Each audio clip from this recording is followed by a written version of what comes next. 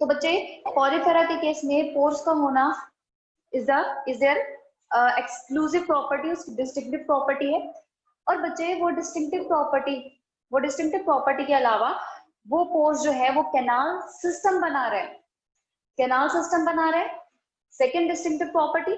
Third, body wall में हमारे पास हमने क्वानोसाइट्स देखे थे। Choanocytes are specialized flagellated cells. तो फ्लैजिलेटेड सेल्स फूड यानी कि न्यूट्रिशन और गैमीट्स को ट्रैप करने में हेल्प कर रहा है। क्वानोडर्म जो है वो एक्सक्लूसिव प्रॉपर्टी है फाइलम पॉरीफेरा की, ठीक है। उसके अलावा हमने स्पॉन्जिन फाइबर्स की बात की थी जो कि बॉडी को स्टिफनेस और स्केलेटल अरेंजमेंट देता है। फर्दर हमने जब डाइजेशन की बात की तो डाइजेशन सेल के अंदर हो रहा था, वैक्यूल्स में, इंट्रासेल्युलरली, सेल के बाहर कोई भी डाइजेशन प्रोसेस नहीं होगा। एंड देन रेस्पिरेशन, एक्सक्रीशन और सर्कुलेशन के लिए कोई भी स्पेशलाइज्ड स्ट्रक्चर नहीं, सर्कुलेशन की जरूरत नहीं पड़ती क्योंकि गैसियस एक्सचेंज जो है वो बॉडी वॉल से ही हो रहा है। फर्दर रिप्रोडक्शन के केस में हमने बात की थी कि सेक्सुअल और एसेक्सुअल मोड दोनों है। एसेक्सुअल मोड में हमारे पास जेम्यूल की फॉर्मेशन यानी कि इंटरनल बर्ड, हमने जेम्यूल का स्ट्रक्चर किया था। सेकंड फ्रेगमेंटेशन देखने को मिलता है। और सेक्सुअल मोड ऑफ रिप्रोडक्शन के केस में फ्यूजन ऑफ गैमीट्स होगा, वो भी बॉडी के इंटरनल रीजन में। तो इंटरनली फर्टिलाइजेशन जो है वो हो रही है। और बात करें डेवलपमेंट की, तो डेवलपमेंट जो है वो इनडायरेक्ट है पॉरीफेरा के केस में, इनडायरेक्ट, क्योंकि लार्वल स्टेज रहती है जिसमें से हमने दो लार्वा मेनली डील किए थे, एम्फीब्लास्टुला और साइकल एंड पैरेंकाइंडुला फॉर ल्यूकोसोलेनिया। तो बच्चे लास्ट में कुछ एग्जांपल्स की बात करनी है वो कर लेते हैं। तो बच्चे एग्जांपल से हमारे पास साइकन था, ल्यूकोसोलेनिया, नेक्स्ट यूप्लेक्टेला जो है इसे वीनस फ्लावर बास्केट भी कहा जाता है क्योंकि बच्चे इससे पोर्स का अरेंजमेंट ऑस्टिया होते हैं वो थोड़े से एनलार्ज्ड होते हैं, बड़े होते हैं। और सेकेंडली उसके केस में वो बिल्कुल एक बास्केट लाइक अरेंजमेंट बनाता, ठीक है, एक ब्यूटीफुल बास्केट लाइक अरेंजमेंट जिसकी वजह से इसे वीनस फ्लावर बास्केट कहा जाता है। Second hyalonema is a glass rope sponge. इसमें ऐसा लगता है कि रोप लाइक अरेंजमेंट है इस तरीके से, लाइक दिस। ये हाइलोनीमा का अरेंजमेंट है, स्ट्रक्चर है। ये ऑस्टिया है, अपर साइड ऑस्कुलम रहेगा, ठीक है, अपर साइड ऑस्कुलम रहेगा यहाँ पे, ये साइड में पोर्स ऑस्टिया। उसके अलावा एक नीचे एक ग्लास रोप लाइक अरेंजमेंट दिखता है, लाइक दिस, ठीक है। तो इस वजह से इसे ग्लास रोप स्पॉन्ज कहा जाता है यूप्लेक्टेला को, सॉरी हाइलोनीमा को। तो उसके बाद क्लायोना बच्चे ये बोरिंग स्पॉन्ज कहा जाता है। बोरिंग इसीलिए क्योंकि ये बच्चे ये बोर करता है, यानी कि कोई मोलस्कन शेल हो, कोई भी कैल्शियम कार्बोनेट का शेल हो जहां पे ग्रो कर रहा है, तो वहां पे धीरे धीरे बोरिंग करके होल्स बना देता है, जिसकी वजह से पर्ल इंडस्ट्री के लिए ये क्लायोना स्पॉन्ज जो है वो बहुत हार्मफुल माना जाता है, ठीक है। तो इट बोर्स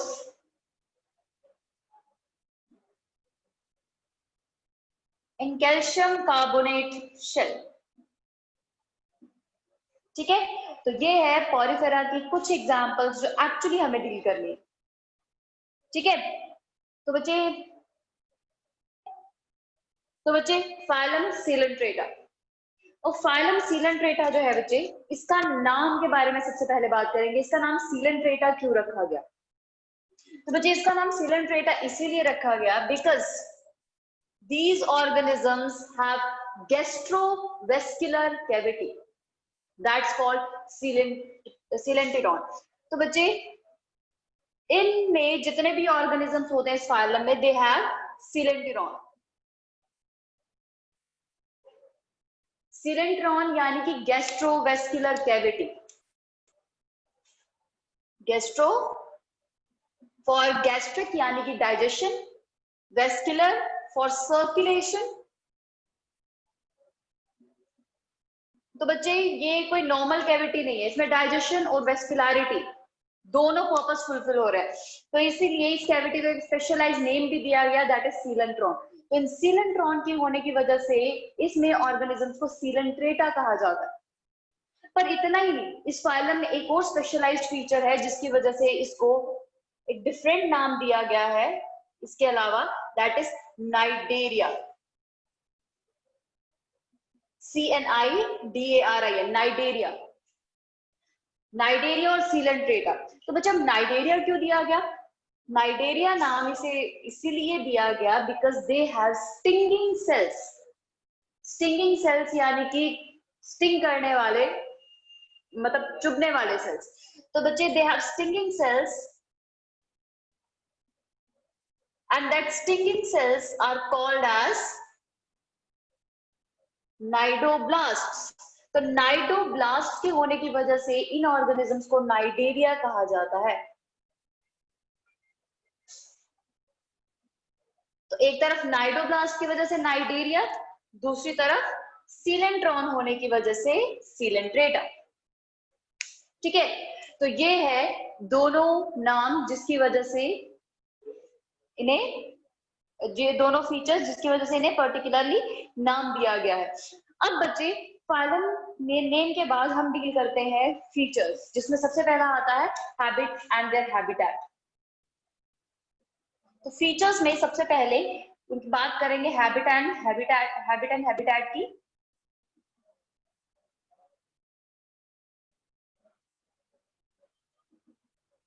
तो बच्चे इसके केस में हमारे पास sessile adults as well as free living adults दोनों मिलेंगे। मतलब ऐसे एडल्ट्स भी हैं जो कि जमीन के साथ जुड़े रहते हैं और ऐसे एडल्ट्स भी हैं जो कि फ्री लिविंग होंगे। तो they are both free living and sessile. मतलब अगर हम पॉरीफेरा में बात करें, उनके एडल्ट्स सिर्फ और सिर्फ सेसाइल थे, बट इनके केस में सेसाइल और फ्री लिविंग दोनों फॉर्म्स मिलेगी। और हैबिटेट की बात करें, अगेन दे आर एक्वेटिक।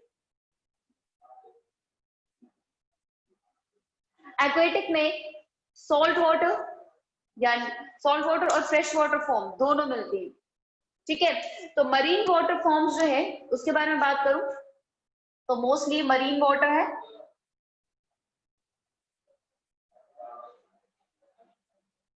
तो मोस्टली मरीन होंगे। फिर वो चाहे आप बात करो जेलीफिशेस की, ठीक है, कोरल्स की, वो मैक्सिमली पाए जाते हैं मरीन एरिया में।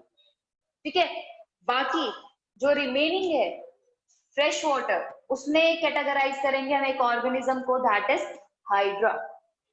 ठीक है, तो hydra is a fresh water coelenterate.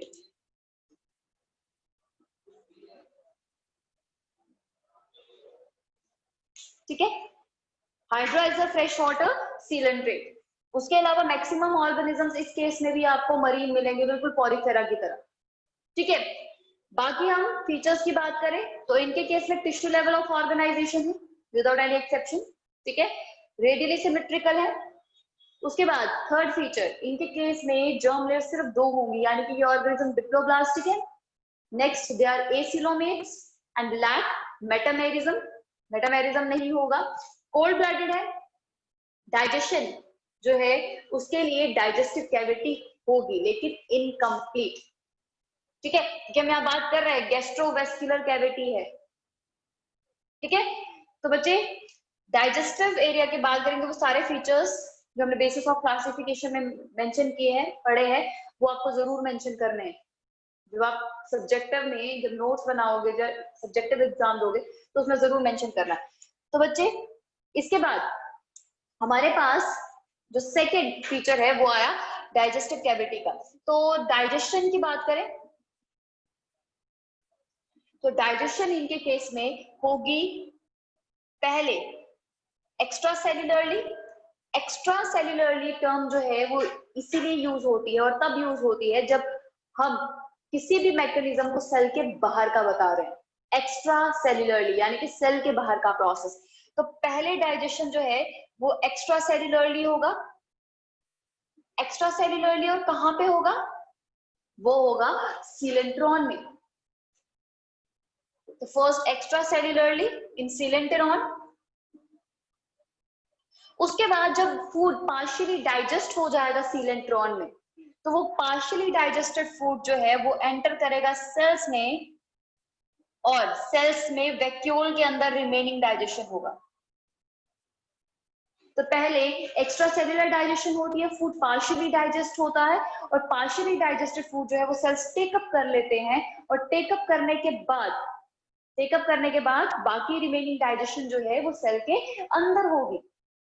ठीक है, तो ये है डाइजेशन। और हमारे पास डाइजेस्टिव कैविटी सीलेंट्रॉन है जो कि इनकम्प्लीट कैविटी है, इनकम्प्लीट ट्रैक्ट है, एनएस इनके केस में नहीं होगा।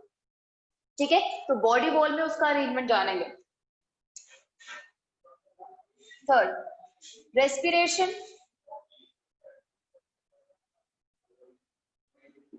बॉडी वॉल से कोई भी स्पेशलाइज स्ट्रक्चर नहीं है जब तक ऑर्थ्रोपॉड तक हम नहीं पहुंचते। ऑर्थ्रोपॉड से पहले जितने भी फाइलम्स आएंगे किसी में भी स्पेशलाइज्ड रेस्पिरेटरी स्ट्रक्चर नहीं है। इनफैक्ट ऑर्थ्रोपॉड से पहले वाला ऑर्गेनिज्म एनालिडा वो भी स्किन से ब्रीथ करता है। ठीक है, नेक्स्ट, सर्कुलेशन के लिए कोई स्पेशलाइज स्ट्रक्चर नहीं है। अ बिट ऑफ वेस्कुलरिटी जो है वो सीलेंट्रॉन में होगी।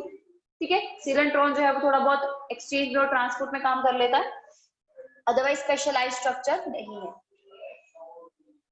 No specialize structure.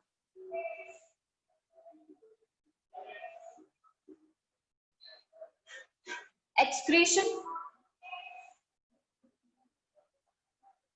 Waste product जो है बच्चे वो सीलेंट्रॉन में जो एक ओपनिंग होगी जो कि माउथ और एनस दोनों की तरह काम करती है, उससे वेस्ट प्रोडक्ट निकल जाएगा जो अनडाइजेस्टेड वेस्ट होगा। बाकी बॉडी वॉल जो है वो बिट ऑफ एक्सक्रीशन करता है। तो मतलब अगेन एक्सक्रीशन के लिए कोई भी स्पेशलाइज स्ट्रक्चर नहीं है, जो एग्जिस्टिंग स्ट्रक्चर है वो ही साइमल्टेनियसली एक्सक्रीशन का भी काम कर लेंगे। तो नो स्पेशलाइज्ड स्ट्रक्चर। ठीक है, तो इस तरीके से हमारे पास बेसिक फीचर्स कंप्लीट हुए। अब हम बात करेंगे इसके डिस्टिंक्टिव फीचर्स की, उसके बाद बात करेंगे रिप्रोडक्शन की। ठीक है, एक्सक्लूसिव फीचर्स की। एक्सक्लूसिव फीचर्स वो फीचर्स जो कि डिस्टिंक्टिवली एक पर्टिकुलर फाइलम में प्रेजेंट रहते हैं। ठीक है, तो next feature includes exclusive features. सिर्फ डिस्टिंक्टिव फीचर्स कह दें। अगर डिस्टिंक्टिव फीचर्स आपको पॉरीफेरा के केस में पूछे जाते हैं तो वो है क्वानोडर्म का होना, स्पॉन्जिन फाइबर्स का होना, पोर्स का होना, वाटर कैनाल सिस्टम बनना और जेम्यूल फॉर्मेशन। ठीक है, ये कुछ एक्सक्लूसिव फीचर्स हैं उनके। वैसे ही सबसे पहले एक्सक्लूसिव फीचर में अगर हम बात करें तो हम समझेंगे बॉडी वॉल। ठीक है, सबसे पहले एक्सक्लूसिव फीचर में हमें नाइटोप्लास्ट के बारे में बात करनी है और उसे समझने के लिए हमें बॉडी वॉल करना पड़ेगा कि इसका बॉडी वॉल और बॉडी अरेंजमेंट कैसा है। और उसमें वो स्टिंगिंग सेल्स जिसके बेसिस पे इनका नाम नाइडेरिया रखा गया, तो वो स्टिंगिंग सेल्स बॉडी वॉल में कहाँ प्रेजेंट होते हैं। ठीक है, उसके लिए हम डायग्राम बनाएंगे, बॉडी वॉल स्टडी कर। मैं यहाँ से एक्सप्लेन कर रही हूँ। तो बच्चे ये है हाइड्रा का स्ट्रक्चर, एक basic longitudinal section of hydra. तो बच्चे हाइड्रा में क्या है, हम बॉडी वॉल बॉडी स्ट्रक्चर दिखा रहे हैं। बॉडी वॉल हमने डबल लेयर बनाई क्योंकि इसकी बॉडी वॉल में 2 सेल्यूलर लेयर्स होती है जैसे कि पॉरीफेरा के केस में। ठीक है, उसके अलावा कुछ और स्ट्रक्चर्स मार्क कर लेती हूँ यहाँ पे। ये जो कैविटी आपको दिख रही है, दिस कैविटी इज सीलेंट्रॉन। ये ओपनिंग है और ये कैविटी है, गैस्ट्रोवेस्कुलर कैविटी। तो दिस इज सीलेंट्रॉन, यानी कि गैस्ट्रोवेस्कुलर कैविटी। इसी कैविटी में पार्शियल डाइजेशन होने वाला।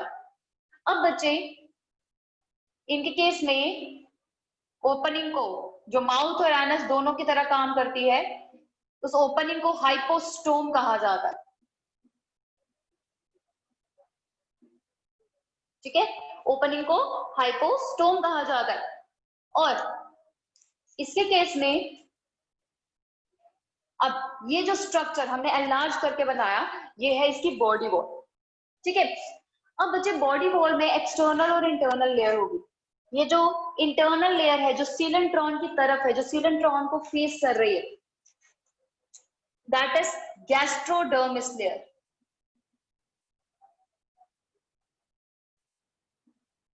ठीक है, गैस्ट्रोडर्मिस लेयर जो कि इनर लेयर है जो सीलेंट्रॉन को लाइन कर रही है। पॉरीफेरा के केस में इट वाज क्वानोडर्म। ठीक है, और ये लेयर आई डर्मिस। जो कि आउटर लेयर है, और बीच में non cellular layer that is mesoglea, जो कि हाईली थिक होता है इनके केस में, क्योंकि ये वो फाइलम है जिसमें जेली फिशेस भी प्रेजेंट रहेंगे बेटा। तो ये जेली फिशेस के केस में ये हाइड्रोस्केलेटन की तरह काम करता है, ठीक है, क्योंकि आप इसमें कोई भी स्पेशलाइज स्केलेटल स्ट्रक्चर नहीं देखोगे, तो इसकी वजह से इसका मेसोग्लिया एक हाइड्रोस्टैटिक स्केलेटन बनाता। तो बच्चे मेसोग्लिया में जो कि नॉन सेल्यूलर लेयर है, इसमें अगेन कुछ फ्लोटिंग सेल्स है दैट आर नर्व सेल्स, जिसे न्यूरॉन्स कहेंगे, और ये न्यूरॉन्स बनाते हैं नर्व नेट, दे forms nerve net like arrangement, ठीक है। और सीलेंट्रेटास आर द फर्स्ट ऑर्गेनिजम्स जिनमें न्यूरॉन देखेंगे, फर्स्ट टू हैव न्यूरॉन।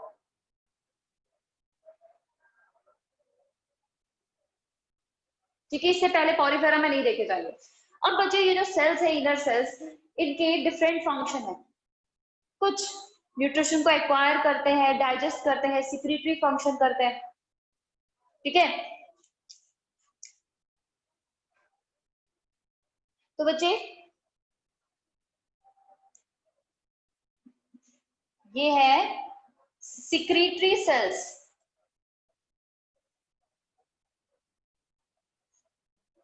तो ग्लैंडुलो फॉर सिक्रीशन, और कुछ के केस में ये मस्कुलर एक्टिविटी भी करते हैं, तो ग्लैंडुलो मस्कुलर सेल्स, ठीक है। कुछ न्यूट्रिशन एक्वायर करते हैं,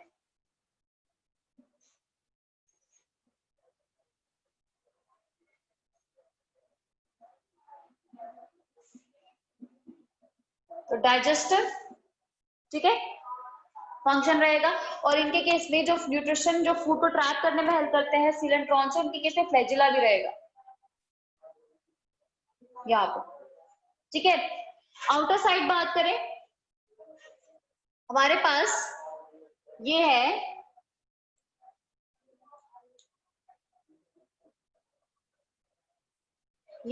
हमारे पास एपिडर्मल सेल्स एक तरह से, ठीक है। एपिडर्मल सेल्स है जो कि प्रोटेक्टिव फंक्शन करेंगे। तो बच्चे जैसे एक ह्यूमन के केस, तो बच्चे इसमें आपने देखा जिसका इंटरनल वॉल था, इंटरनल वॉल के केस में हमारे पास सेल्स जो है वो है ग्लैंडुलर सेल्स, ठीक है, मस्कुलर सेल्स और न्यूट्रिटिव सेल्स, ठीक है। ऐसे सेल्स है जो न्यूट्रिशन में हेल्प कर रहे हैं, ग्लैंडुलर सिक्रीशन कर रहे हैं ताकि फूड डाइजेशन हो जाए, और हाँ, फूड के चर्निंग के लिए और बॉडी में वेस्कुलरिटी मेंटेन करने के लिए मस्कुलर एक्टिविटी भी है यहाँ पे, ठीक है।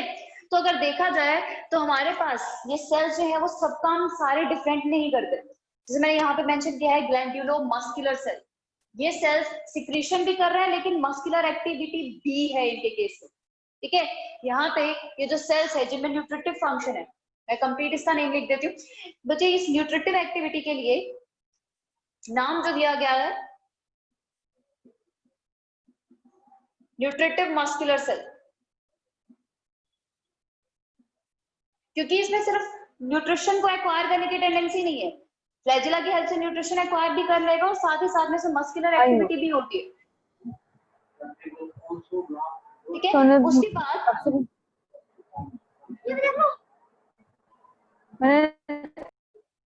उसके बाद ये हमारे पास अगर देखा जाए तो मस्कुलर एक्टिविटी कहीं पे भी डिफरेंट नहीं है, कोई ऐसा स्पेशलाइज्ड मस्कुलर सेल्स नहीं है जो कि डिफरेंटली काम कर रहे हैं इंटरनल लाइनिंग के केस में। सेम जो है बच्चे हमारे पास आउटर के केस में होगा, आउटर के केस में हमारे पास प्रोटेक्टिव फंक्शन भी है सेल्स का, साथ ही साथ उसमें मस्कुलर एक्टिविटी भी है।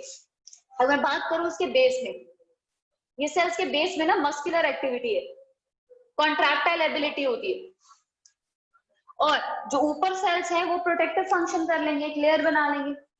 हमारा एपिडर्मिस जो है वो भी, उसमें भी अपर जो टिश्यू रहता है वो एपिथेलियल टिश्यू रहता है, ठीक है। तो वो टिश्यू जो है वो भी प्रोटेक्शन का काम कर रहा है, सेम फंक्शन इसका, लेकिन side by side muscular activity बी है।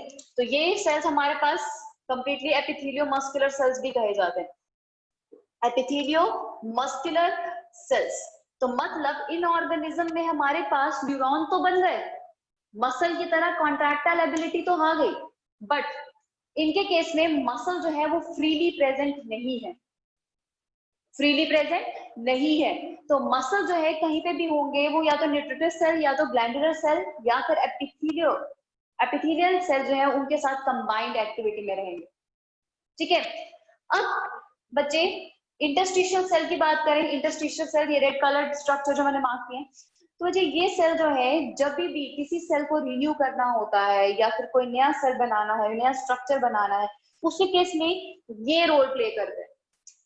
पॉरीफेरा के केस में एमिबोसाइट्स थे टोटिपोटेंट सेल्स, इनके केस में टोटिपोटेंट सेल्स जो है वो इनके इंटरस्टिशियल सेल्स हैं। इंटरस्टिशियल सेल्स कोई भी सेल खराब हो गया उसे रिप्लेस करने का काम यही करेंगे। ठीक है, उसके अलावा हमने आउटर साइड में बात की नाइडोब्लास्ट की। नाइडोब्लास्ट और स्टिंगिंग सेल्स, ये स्टिंगिंग सेल्स है जिसकी वजह से सीलेंट्रेटास को एक दूसरा नाम मिला, दैट इज नाइडेरिया। तो बच्चे नाइडेरियंस के केस में ये नाइडोब्लास्ट जो है वो इनको प्रे को कैप्चर करने में हेल्प करता है और प्रीडेटर्स को जो इन पे अटैक कर सकते हैं उनको हार्म करने में हेल्प करेगा। ठीक है, तो नाइडोब्लास्ट जो है वो मोस्टली सीलेंट्रेटास के केस में उनकी आउटर वॉल में रहता है, यानी कि एपिथेलियो मस्कुलर सेल्स के साथ। जब भी उसने एक बार अटैक कर लिया फिर नया सेल बनेगा जो कि इंटरस्टिशियल सेल बनाएंगे, वो वापस से फंक्शन नहीं करता, एक ही बार स्टिंग करता।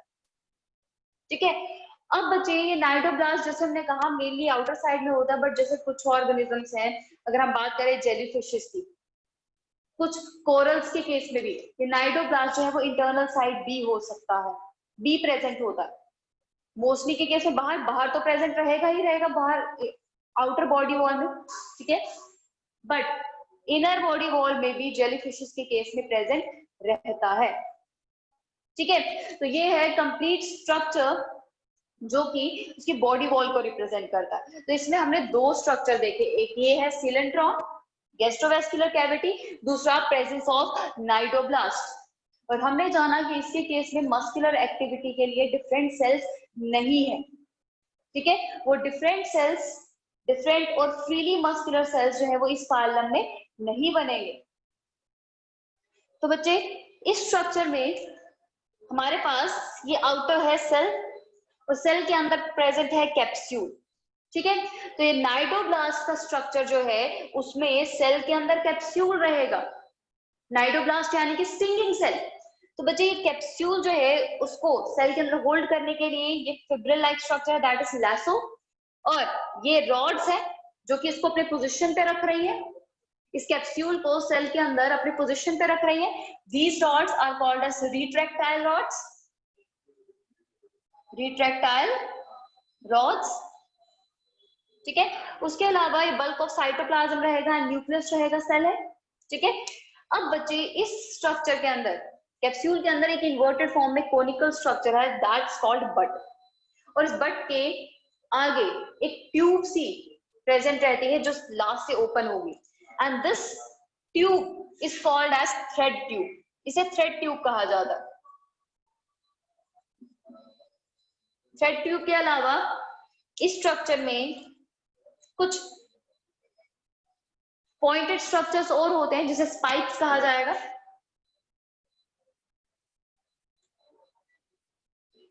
ठीक है, और अनडिस्चार्ज फॉर्म में यानी कि अनयूज्ड फॉर्म में इस नाइडोब्लास्ट के केस में ऊपर लिड होती है जिसे ओपर्क्युलम कहा जाता है, और लिड के साथ यहाँ पे एक सेंसरी स्ट्रक्चर है जो कि प्रे या प्रीडेटर्स को आइडेंटिफाई करने में हेल्प करेगा, दैट इज नाइडोसिल। और ये स्ट्रक्चर जो है ये है पेनिट्रेंट नाइडोब्लास्ट का। हमारे पास again different types of cnidoblast होते हैं जिसमें से पेनिट्रेंट रहता है, हमने जिसका डायग्राम बनाया है, दूसरे हमारे पास ग्लूटिनेंट्स होते हैं, स्टीरियोलाइन और स्ट्रेप्टोलाइन, और लास्ट होता है डेस्मोनियम। हमें मेनली यही करना है। तो बच्चे इस केस में ये अनडिस्चार्ज फॉर्म है। ठीक है, अभी तक इसने प्रे और प्रेडेटर्स को सेंस नहीं करा है, लेकिन डिस्चार्ज होते ही ये स्ट्रक्चर अपना फंक्शन करता है और प्रे या प्रेडेटर को किल कर देता है अपने टॉक्सिन के हेल्प से। और वो अनडिस्चार्ज फॉर्म कैसी होती है और वो किस तरीके से काम करती है उसके बारे में बात करते हैं। इस डिस्चार्ज फॉर्म में जब नाइडोसिल ने प्रे या प्रीडेटर को सेंस किया, सेंस करते ही ओपर्कुलम यानी कि लिड जो है वो ओपन हो गई।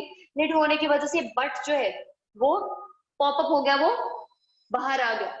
बाहर आने की वजह से अभी क्या, थ्रेड ट्यूब ओपन हो जाएगी। थ्रेड ट्यूब जो है, जो नॉर्मली इस केस में अनडिस्चार्ज फॉर्म में उसको कॉइल करके रखा है, ये ओपन हो जाएगी। और ओपन होने के बाद क्या करेगी, जो प्रे या प्रीडेटर होगा उसके अराउंड बिल्कुल कॉइल करना शुरू कर देगी। कॉइल करके और टाइटली कॉइल करेगी और अपना एंड जो कि ओपन है, जैसे मैंने कहा थ्रेड ट्यूब क्लोज नहीं होगा, वो ओपन होगा। और थ्रेड ट्यूब का लास्ट पार्ट जो है कॉइल करने के बाद लास्ट में पेनिट्रेट कर देगी प्रे की बॉडी में। ठीक है, मतलब उसको कॉइल करने के बाद अपना एंड पार्ट जो है वो प्रे की बॉडी में पेनिट्रेट कर दिया जाएगा।